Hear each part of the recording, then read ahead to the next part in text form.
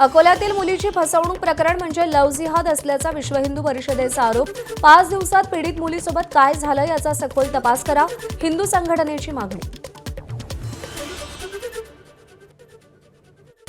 प्रश्न आमच्या मनात निर्माण झाले आहेत आणि त्याचा खुलासा पोलिसांनी केला पाहिजे की तो 4-5 दिवस अगोदर त्या मुलीला घेऊन आला तर त्या मुलीसोबत काय घडलं, त्याचं लग्न झालेलं आहे, 2 मुलं असून तो त्या घरात राहिला तर त्याच्या आई, त्याचे वडील, त्याच्या परिवारातल्या लोकांनी त्याला का म्हटलं नाही की ही मुलगी कोण आहे, तर त्याचा कोणाकोणाला सपोर्ट आहे, तो इतक्या दुरून त्या मुलीला घेऊन आला, तिला सपोर्ट करत आहेत, तर यामागे कोण कोण फायनान्स करत आहे, त्याला पैसे कोण पुरवत आहे, कोणत्या संघटनेच्या मागे आहेत, तर हे सगळं लव्ह जिहादचं प्रकरण आहे।